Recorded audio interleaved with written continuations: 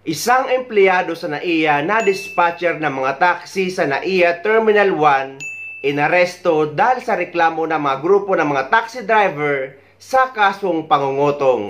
Ang sabi naman ng MIA ay ang nasabing empleyado ay hindi nila direct employee dahil isa itong third-party contractor. Timbog ang isang dispatcher sa NAIA na nangungutong umano ng mga taxi driver. Ang modus, tunghayan sa aking eksklusibong pagtutok. Ang pagtanggal ng sombrero sa ulo ng police asset ang naging hudyat para isagawa na ng mga pulis ang operasyon.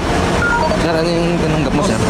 CID kami kanina. Yes, sir. Ito ay aming inaresto dahil sa traffic extortion. Nagabusin ang pera. Asan na yung perang inabot siya?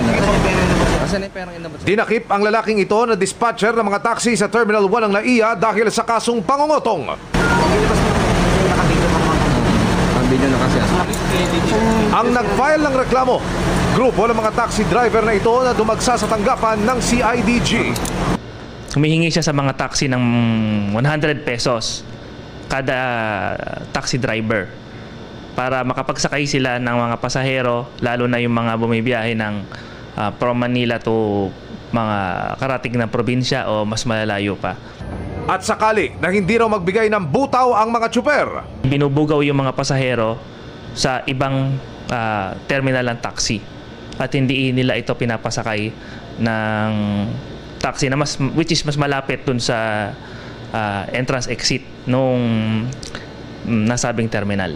nag-file na ng reklamong robbery extortion ang mga driver ng taxi na mistulang nabunutan daw ng tinik dahil sa racket na ito. Sila ay nahihirapan na sa pagbibigay na ito at minsan ay naipapasa nila ang dagdag na presyo sa mga pasahero kaya tumataas yung presyo at singil. Ayon sa PNP-CIDG, nakikipag-ugnayan na sila sa pamunuan ng MIA. Lumalabas daw sa inisyal na investigasyon na third-party contractor ang inaresto na tumangging magbigay ng panig. Patuloy pa rin namin kinukunan ng pahayagang MIA. Hindi maubos-ubos ang mga kawatan sa NAIA. Dahil kung hindi man empleyado ng NAIA ang mga mangungutong, ay mismo mga taxi driver naman ang bibiktima sa mga pasahero. Kaya laging kawawa dito ang mga pasahero, lalong-lalo na ang mga OFW. Kagaya na lang ng na-experience ng isang kababayan natin na kasama ang kanyang pamilya na galing sa NAIA papunta sa Makati. May video sa NAIA tungkol sa transportasyon na pwedeng sakayan ng mga OFW o ng mga pasahero pagdating or paglapag sa Pilipinas, tulad ng taxi na may tatlong klase. Una ay ang coupon taxi, pangalawa ang yellow metered taxi, at pangatlo ang regular metered taxi na may dispatch slip na doon makikita ang patakaran sa paggamit ng metro or meter.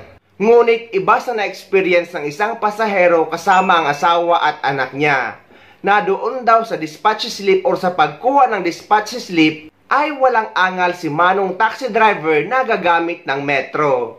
Ngunit eto na, nung umaandar na, ay biglang prenesyohan sila ng 700 pesos galing NAIA papunta sa Makati. What? Ngunit ang sabi ni kabayan na madalas daw sila nagbabiyahe galing Makati to NAIA ay 300 pesos lang ang binabayaran nila. Hanggang sa nagkasundo sila na 500 na lang ang babayaran dahil ayon sa taxi driver ay traffic daw.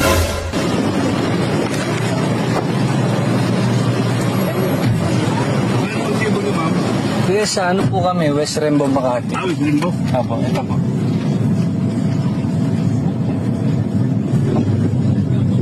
Ano dyan?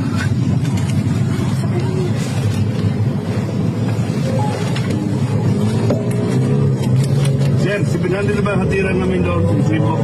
Ha? 700. Bakit 700 po? Oo. Hindi ba kayo metro, kuya? Ano ba, regular rate? Pati nga po yung resibo, kuya. O, ito.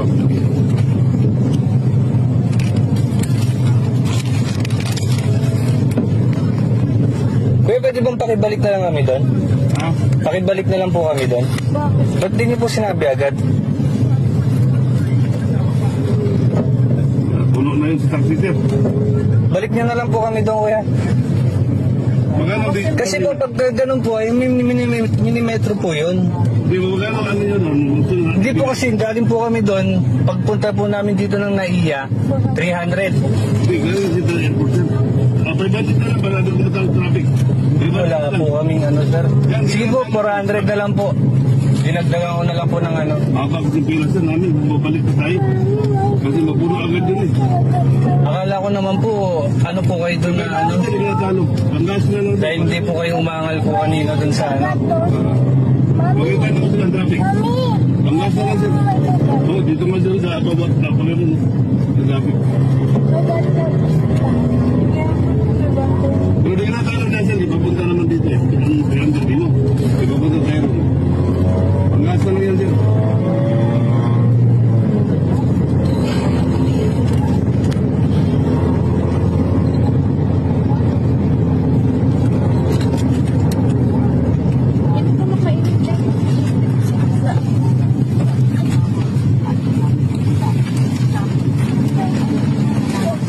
Ito ang nakakainis sa NAIA dahil hanggang ngayon may mga taxi driver pa rin na nananaga ng presyo sa pamasahe. Kahit may patakaran na sila sa NAIA kung saan sila pumipila.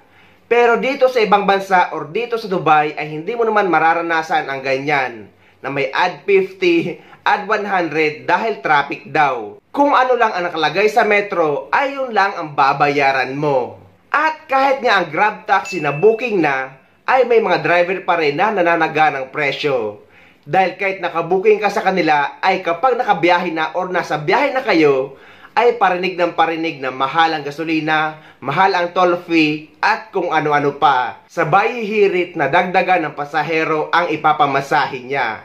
Wala nang magagawa ang mga OFW or ang mga pasahero dahil umaandar na. Kayo guys, na-experience nyo din ba ang ganito? I-comment nyo naman para malaman ng mga tao or ng gobyerno just in case man mapanood ito ang kalakaran dyan sa transportasyon sa NAIA.